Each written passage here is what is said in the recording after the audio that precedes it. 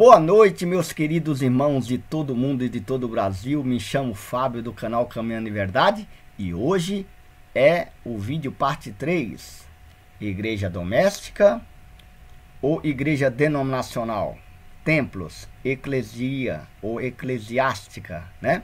Nós falamos no vídeo anterior, para quem não assistiu, parte 1 e parte 2, é só ir aqui na playlist que vai ficar logo acima, né? Eu acho que é aqui, toda vez eu me engano, é aqui que vai estar a playlist, né? No cardzinho.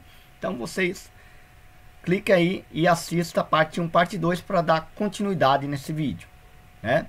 Se você não é inscrito no canal, se inscreva se achar o conteúdo relevante, para os irmãos amados que já são inscritos e todos os visitantes que já se inscreveram também nesse canal, que possa aí estar dando like, compartilhando essa graça, né? Nós já falamos aí no epílogo, o vídeo inicial, né? O que iniciou toda esse quadro especial dos desigrejados, né?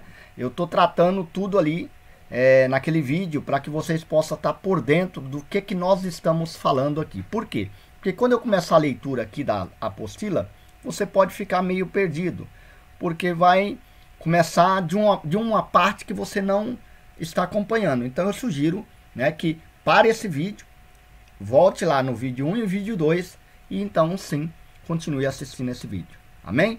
Então vamos lá. Eu falei no vídeo anterior sobre a igreja orgânica ou desigrejados, também conhecido como igreja essencial, igreja primitiva, igreja doméstica e igreja não denominacional. Por isso que o título desse vídeo de hoje é igreja, né, doméstica, ou nas casas, ou essencial, ou igreja denominacionais, ou denominacional, né, que tem nome, que tem aí nome no templo, né? Como eu já disse, igreja, nós temos que ter um entendimento do que significa a palavra igreja e de que é realmente, o que significa a igreja realmente. Então sugiro também assistir os vídeos do canal. Diante disso, meus irmãos ou caros ouvintes, vamos aí continuar lendo. E sempre eu estou citando em todos os vídeos a fonte, né, da apostila que eu estou lendo. Essa primeira apostila, que já está indo para 2 vídeos, o terceiro com esse, é da Wikipedia ou Wikipédia, depende como vocês queiram chamar, né?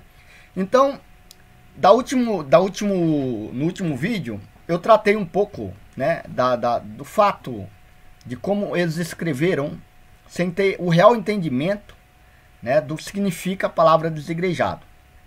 Diante disso, vamos para a terceira parte, que começa assim. Os autores Tony e Felicity Dale, né, nome em inglês, né, meus irmãos? Perdoe porque eu não falo inglês, então às vezes fica difícil acertar o nome aqui. Os autores Tony e Felicity Dale, né, fundadores do ministério House to House, defende a denominação Igreja Simples. Lógico que a palavra denominação é um nome dado, né? Não é que isso é especificamente para os templos, né, de hoje, as igrejas físicas. Então, esses autores, Tony e Felicity Dale, fundadores do ministério, né, do serviço, do grupo que iniciou House to House, defende a denominação Igreja Simples. Em seu livro Simple Church, né, ou Igreja Simples, mas o termo Igreja Orgânica se tornou popular no Brasil com a publicação em 2007 do livro Igreja Orgânica, Plantando a Fé onde a Vida Acontece, de Neil Cole. Amém? Então vamos lá. Vamos agora continuar lendo, né? Eu não vou aqui ainda comentar como eu tenho feito nos outros, porque ainda não apareceu nada para comentar. É só uma apresentação de como surgiu aí esse termo através desse livro, em 2007, de Igreja Orgânica. E aí, com grande razão, que uma massa, né, dos líderes das igrejas atuais, ou denominacionais, ou instituições aí que auto se proclama como Igreja de Cristo, trata essa situação dessa forma, porque desde então surgiram de fato variados grupos, né, que têm feito aí variadas doutrinas também. Isso complica um pouco. É como se fosse assim, meus irmãos. Vamos deixar bem claro aqui para que as pessoas não pensem que eu estou aqui falando sem propriedade no assunto. Na realidade é o seguinte: quando existia só a soberana Igreja Católica Apostólica Romana, e Martinho Lutero teve a ideia, né, ou o Senhor, ou o Espírito colocou no coração dele para que ele observasse mais a Escritura e fizesse o ato de protestar, né, ele criou ali a primeira igreja, ou vamos dizer assim, um grupo de pessoas que agora começava a se reunir fora do âmbito clerical, né, o âmbito eclesiástico da igreja. Então, a partir daí, meus irmãos, eu imagino o seguinte: começou com a ideia positiva, mas se você pegar essa raiz que começou com ele e for fazer um traçado de lá para cá, como que não ficou uma árvore frondosa, com diversos galhos e diversos galhinhos menores e folhas? É exatamente isso que se tornou o evangelho dos protestantes. É da mesma forma que quando surgiu a primeira ideia de criar a igreja orgânica aqui no Brasil, né, nem se falava sobre esse termo. Muitos acham, como eu vou ler em apostilas posteriores, que o termo de igreja ou desigrejado é algo novo, da atualidade. Estão muito enganados. Nós vamos ver aqui, né, que os pais da fé já agiam dessa forma, né? Então, vamos continuar aí para melhor absorver. Então, meus irmãos, veja bem, ou caros visitantes, eu acho o seguinte: diante de uma situação dessa, as pessoas têm que parar para pensar o seguinte: quando vem um grupo se manifestando, depois se manifesta outro grupo, e depois outro grupo, aí tem alguns grupos na internet que falam, não precisa nem estar congregando entre os irmãos. E isso piora mais o quadro. Por quê? Porque as pessoas começam a pensar, as pessoas, né, motivadas por esses líderes, e até mesmo os líderes começam a mostrar isso, né, publicamente.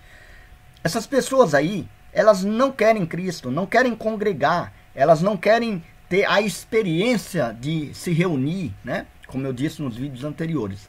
Então, aí realmente fica difícil, porque talvez até ela mesma, que está fazendo esse tipo de ato, eles não entenderam o significado do membro do corpo, onde Cristo é o cabeça. Porque quem entende o significado do membro, ou dos membros desse corpo, automaticamente, em espírito, nós já estamos congregados o tempo todo, né? Na esfera espiritual, na esfera celestial, porque nós fazemos, querendo homens ou não, parte desse corpo. Mas quando nós estamos reunidos em um local, em um lugar ou qualquer lugar, aí sim há uma congregação e uma reunião ali para louvar e engrandecer o nosso Deus. Então esse é o sentido de que as pessoas têm que compreender. Então, da mesma forma que surgiram diversas denominações, diversos ramos de doutrina, que hoje as igrejas institucionalizadas têm levantado essa bandeira, e tem muitas aí que têm 100 anos já de existência, muitas outras já vêm de raízes muito mais antigas. Então, quando eles veem que surgiu um novo grupo, né? Esse grupo que agora diz que não precisa estar congregando, esse grupo que agora diz que não precisa estar dentro de uma igreja, mas sem explicar e sem realmente demonstrar qual é a verdadeira intenção, então aí fica muito difícil. Por quê? Porque uns saíram por decepções, outros saíram desses lugares para abrir uma nova igreja, mas não é uma nova igreja no sentido dos moldes dos apóstolos, né? Que na realidade não se abre uma nova igreja, né? A gente devemos viver essa igreja, esse corpo, né? Edificando o corpo e sendo edificado. Mas isso é uma questão para um outro vídeo. Então, as pessoas elas passam a achar que essas pessoas estão fora desses templos, ou até mesmo de uma proteção, né, pastoral, ou uma proteção espiritual, né, saindo fora do cajado do pastor, ou ali do grupo, né, que tem ali a igreja física, pedra, templo, como de fato a igreja realmente, né? Porque de segunda a sexta, às vezes a pessoa não é igreja em lugar nenhum, ela não se porta como membro desse corpo, mas aí quando chega um domingo, ou sábado, ou sexta-feira, cordeiramente, ou ordeiramente, como cordeiro, ordeiro, né? Vai para essa igreja, senta no banco, levanta, senta, bate palma, pula, ou não pula, ou recebe ali as instruções, louva. Não estou aqui ofendendo as ações das pessoas, não estou falando isso. Estou falando do sistema que foi implantado. A pessoa não lê, não estuda, e aí sempre tem aqueles que estão ou com orgulho, como que eu posso falar, jactância no seu coração, orgulho, ou até mesmo cobiça de ver aquele sistema e sair dessa igreja para abrir outro com fins lucrativos. Existe muito isso. Agora, muitos outros, de fato, foram ofendidos. Muitos outros foram realmente massacrados em muitas situações. E tem um aviso aqui para quem gosta de dizer: meu irmão, eu já fui massacrado, não saí da igreja. Ó, já é um erro falar não sair da igreja, né? Porque eles acham que igreja é o templo. Eu já falei várias vezes, né? Não tem como a gente sair da igreja, né? O próprio Paulo disse que nem o frio, nem a dor, nem a morte, nada nos separará do amor de Cristo. A não ser se você negar ele, aí é outra história, né? Agora, a pessoa fala: olha, eu já fui massacrado, eu já fui pisoteado, né? Eu sofro até hoje, eu falo as coisas, irmão, não ouve, mas nem por isso eu vou deixar a igreja, eu vou deixar de ser ali o trigo dentre o joio. E eu falo para algumas pessoas, quando eu ouço isso, eu falo o seguinte: meus irmãos, eu vejo isso como se fosse orgulho do ser humano inconsciente. Por que eu falo consciente? Porque eu não posso julgar, eu não sou Deus para dizer, não posso julgar esse sentimento, né? Porque para poder julgar teria que estar na mente do ser humano. Nós podemos julgar sim, de acordo com a palavra, os oráculos do Senhor, que aí também é outro vídeo que a gente pode depois fazer futuramente, depois dessa série, desse quadro especial. Só que é o seguinte, o que eu quero dizer é o seguinte, meus irmãos: as pessoas, elas estão, de uma certa forma, como que eu posso falar? Elas estão assim, meio que inconscientemente orgulhando, né, ou sentindo orgulho de dizer: eu sou o joio. Até usa esse texto, que é mais para o contexto judaico da época, mas e tem outros pontos ali nesse texto, mas eles usam assim: eu não posso sair, porque onde há o joio, o erro, há o trigo, né? Então é um pouco de orgulho, porque assim, você não tem que ser exemplo na sua igreja, você tem que ser exemplo no mundo. No mundo sim você tem que ser exemplo. Para os do mundo você tem que ser exemplo, mostrar a luz de Cristo. Mas para a igreja, o exemplo da igreja, quem é? Quem é o esplendor da igreja? Quem é o mestre, o líder, o senhor e o cabeça da igreja? Quem é que tem que ser o exemplo a ser seguido dentro da igreja? Só o nosso Senhor Jesus Cristo, não há outro, meus irmãos. Então, cuidado, porque a palavra sempre fala assim: sai fora dela, povo meu. Lógico que é uma palavra do Antigo Pacto falando sobre a questão da Babilônia, mas é um sentido que tem conceito futuro, porque os apóstolos nunca falou assim: olha, aceita as doutrinas erradas, permaneça ali e tenta converter. Não, é não ultrapassar o que está escrito, né? Não aceite doutrina que venha, mesmo de nós um anjo vindo do céu. Gálatas capítulo 1, verso 6 em diante. Segunda carta de João, verso 9, diz que aquele que recebe o ensino ou a doutrina que ultrapassa de Cristo, esse não tem nem um pai nem um filho, né? Então, e aquele que recebe essa doutrina faz parte dessas más práticas.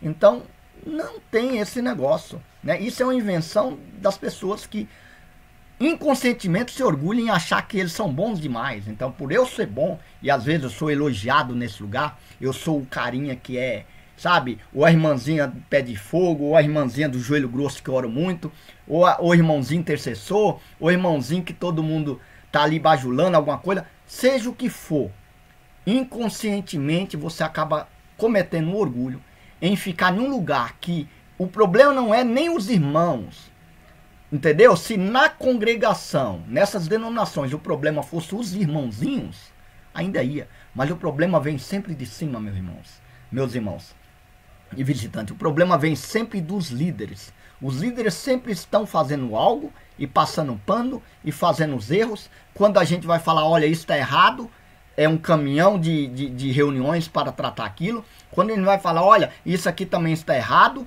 aí já começa a te ver como um suposto ali inimigo diante daquele movimento que está sendo feito.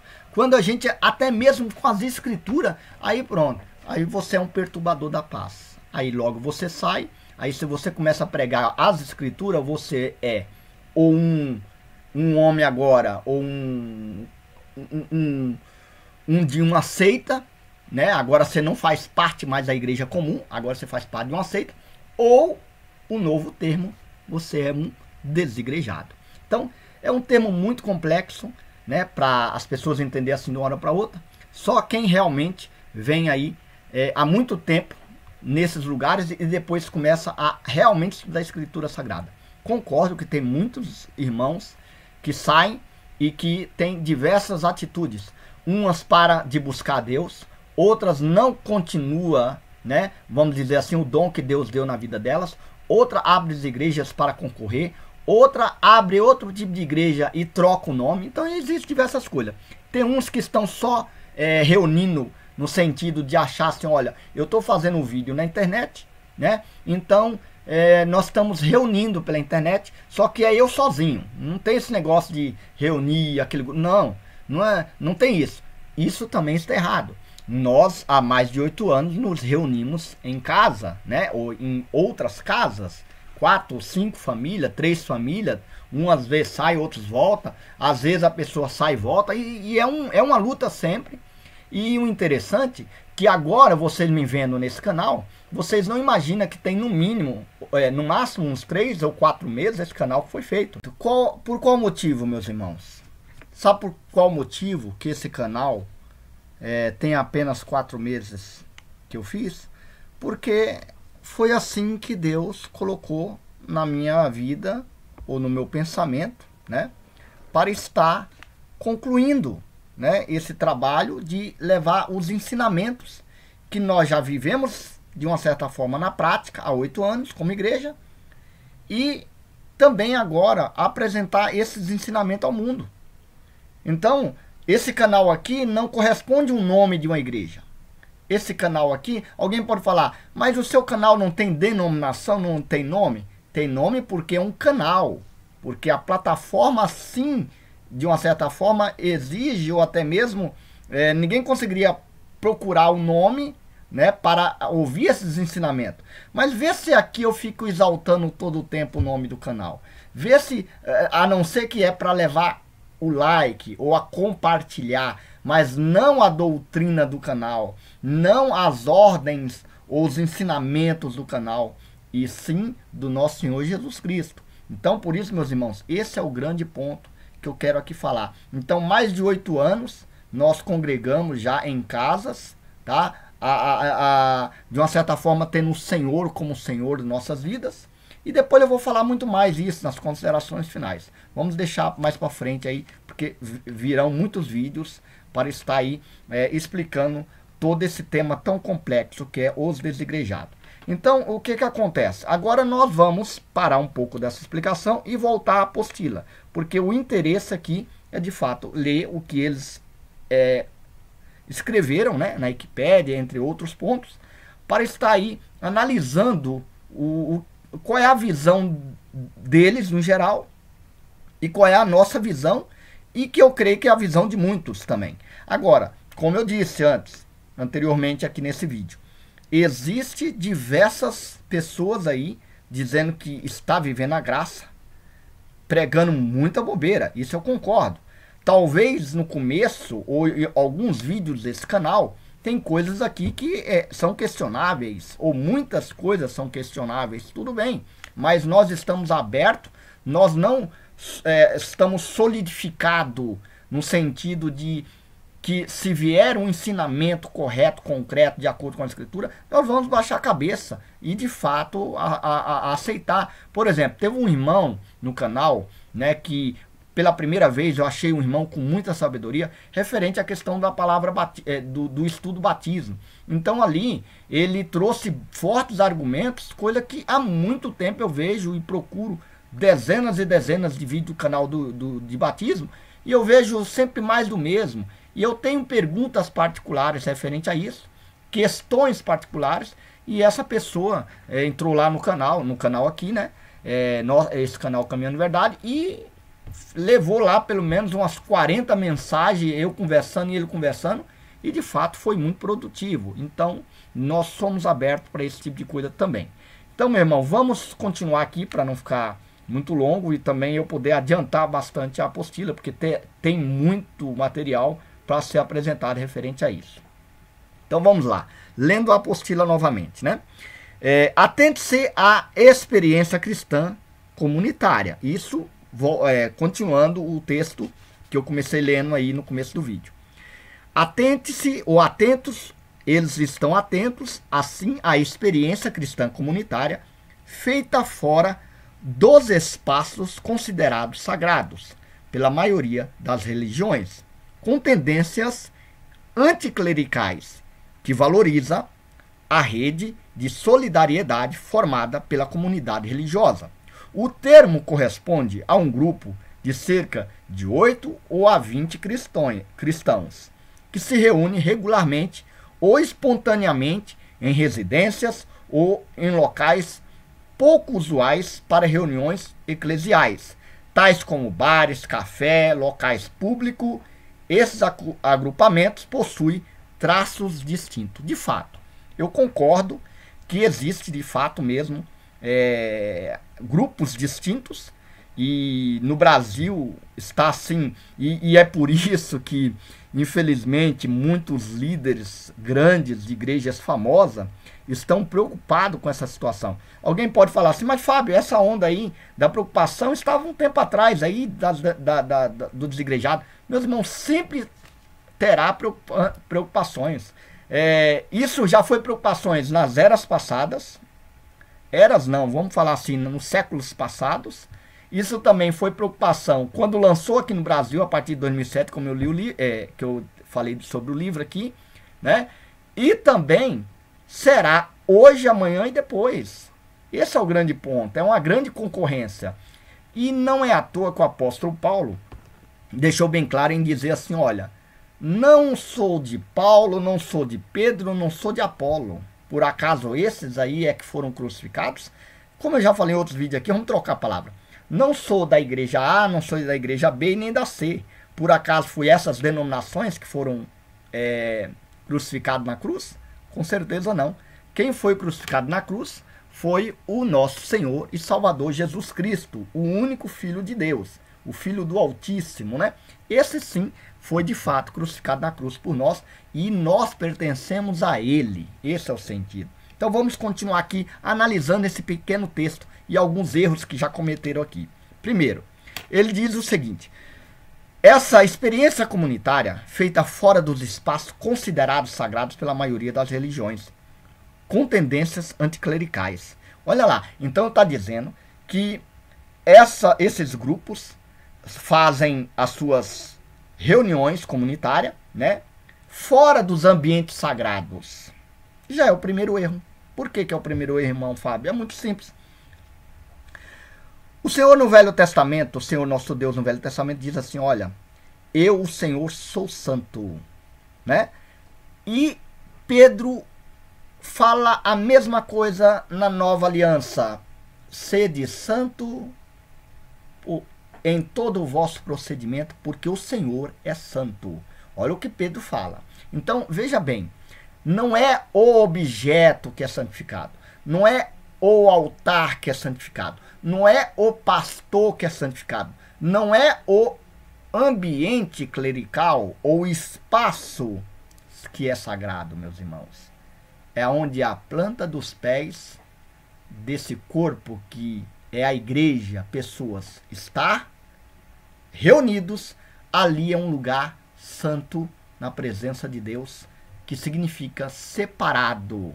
Então, quando eles usam a palavra atente-se à experiência cristã comunitária, esses grupos, feita fora dos espaços considerados sagrados pela maioria das religiões, com tendências que é contra ao sistema clerical, sistema eclesiástico, né? e que valoriza a rede de solidariedade formada pela comunidade religiosa. Aí vem o segundo erro. O termo corresponde a um grupo de cerca de 8 a 20 cristãos que se reúne regularmente ou espontaneamente em residência ou locais pouco usuais para reuniões eclesiais. Aí eu te digo, pouco usuais para quem? Pouco usuais para o sistema, não para o Senhor, porque o Senhor quer adoradores em todos os lugares. Esse é o sentido. Tais como bares, eu particularmente nunca vi um grupo que se diz fora das denominações se reunir em bares. Mas como eu não conheço todos, né, eu não posso dizer que não existe. Em cafés também nunca vi. Em locais públicos, opa, peraí. Vamos citar uma igreja, ou duas, ou três, que começaram em lugares públicos. Por exemplo, a Igreja Universal do Reino de Deus começaram em praça. A Igreja do Poder Mundial de Deus, Valdomiro, começou em praça. Ou, se não começou em praça, ele reunia em estádio, reunia em vários lugares, pegava oferta até de quem não era convertido, e por isso que virou um império como é hoje em dia, né? Então, uma coisa interessante que eu quero aqui também citar. Os pais das denominações, que depois nós vamos falar muito sobre eles aqui nas apostilas, começaram em praças públicas a anunciar os evangelhos. E aí alguém fala, mas só estava pregando, não importa. Quem aceitava ali e o que ele estava pregando, e se ali tivesse oração, louvor, ali era um ambiente que estava consagrado ou sagrado, como vocês entendem, ao Senhor Jesus, e ali havia a presença do Espírito Santo de Deus, meus queridos. É isso que vocês têm que atentar, ok? Então vamos lá, continuando. Né? Ele cita aqui, ele enumera 1, 2 e 3, vamos ler. Não há clero estabelecido, poxa vida, não há mesmo. Todos os fiéis são empoderados, eu não sei de onde ele tirou essa palavra. Porque hoje, se alguém falar assim, as dançarinas atuais de funk, de outros pontos, são empoderadas, ou a onda das mulheres empoderadas, ok, realmente existe isso, né? Mas eu não conheço um grupo de cristãos fora das denominações que se sinta empoderados. Agora, se a parte empoderada, que eles estão dizendo, cada um pode pregar a palavra, cada um pode louvar, cada um pode fazer qualquer ato referente a estar anunciando o evangelho, ou até mesmo batizando em nome de Cristo, ou até mesmo louvando e também julgando ou ensinando.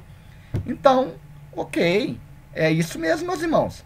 Porque Pedro fala que nós somos uma nação santa, um reino de sacerdotes, né? Um reino de sacerdotes. E detalhe, você vai ver o apóstolo Paulo dizendo em 1 Coríntios 14, que quando se reunisse, né, em um mesmo lugar, num só lugar, apesar que eu estou misturando também 1 Coríntios 11, também ele fala em 1 Timóteo capítulo 2, os homens, quando se reunir, os varões levantam mãos santas em todos os lugares que reunir, algo mais ou menos assim. Então não tem especificações ali. E aí Paulo fala em 1 Coríntios 14, voltando, um tem salmo, um tem um hino, um tem uma revelação, um fala, outro julga. Aquele que estiver falando, se outro levantar a mão para falar, cale-se o primeiro e o segundo começa a falar. Então, o que acontece? Aí alguém fala, não, mas ali são todos os que estão ali à frente, são a parte eclesiástica da igreja. Então, meus queridos, será que é só dentro da denominação que pode acontecer isso?